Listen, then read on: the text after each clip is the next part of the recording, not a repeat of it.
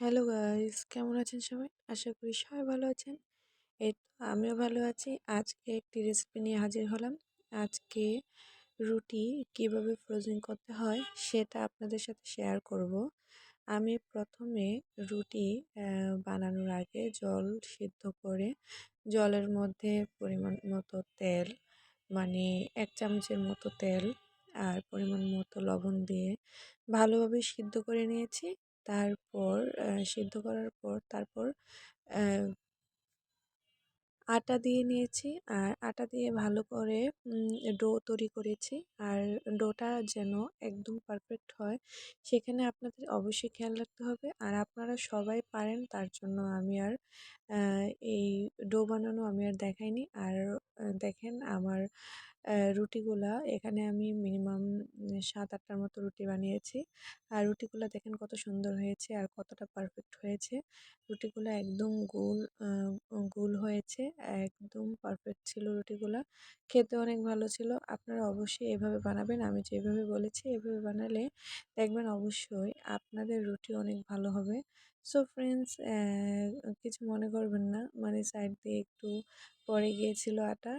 তার জন্য দেখতে এরকম লাগছে। আর আমি এখানে রুটিগুলা ভাজি করছি। এই তো দেখেন আমার রুটি ভাজি করা হয়ে গেছে। দেখেন কতটা সুন্দর হচ্ছে রুটি ভাজিগুলা।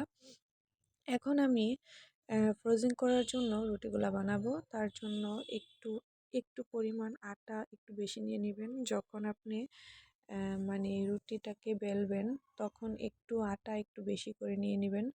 দেখবেন রুটিটা অনেক সুন্দর হবে। আর একদম গোল করে শেপ করে একদম গোল করে বানানোর চেষ্টা করবেন আপনারা সবাই।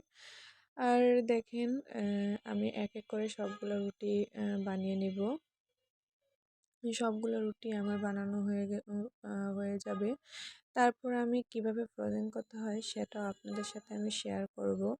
অবশ্যই আমার ভিডিওর পাশে থাকবেন।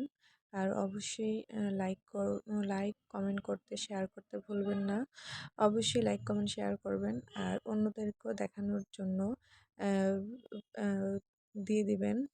এই তো দেখেন ফ্রেন্ডস, আমি রুটিগুলাকে একদম হালকা করে ভেজে নিব। মানে এপিঠ আর ওপিঠ। জাল কিন্তু একদম দমকা থাকবে না, আবার একদম নিভু নিভুও থাকবে না, পরিমাণ মতো থাকবে। দেখেন একদম হালকা পরিমাণ আমি ভাজি করে নিচ্ছি। ঠিক সেম একই রকমভাবে আমি ৬টা রুটি আমি এরকমভাবে ফ্রোজেন করব। আর এই রুটিগুলা আপনারা সকালে বলেন যেকোনো সময়ে আপনারা খেতে পারবেন। আর এগুলা নরমাল ফ্রিজে রেখে অনেকদিন ধরেও খাওয়া যায়, কোনো সমস্যা নেই। এপিঠ আর ওপিঠ হালকা করে একটু ভেজে নিবেন, যাতে একদম বেশি ভাজবেন না। আমার ভিডিওতে যেভাবে দেখানো আছে সেভাবে ঠিক সেম ভাজি করবেন। দেখবেন একদম আপনাদের রুটিও একদম পারফেক্ট থাকবে। আর রুটিগুলো খেতে অনেক ভালো লাগবে।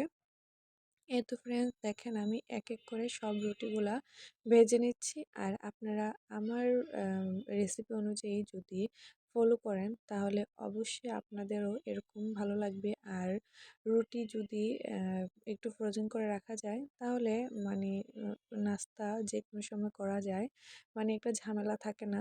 সো ফ্রেন্ডস, যদি ভালো লাগে অবশ্যই লাইক, কমেন্ট, শেয়ার করতে ভুলবেন না। ওকে, বাই।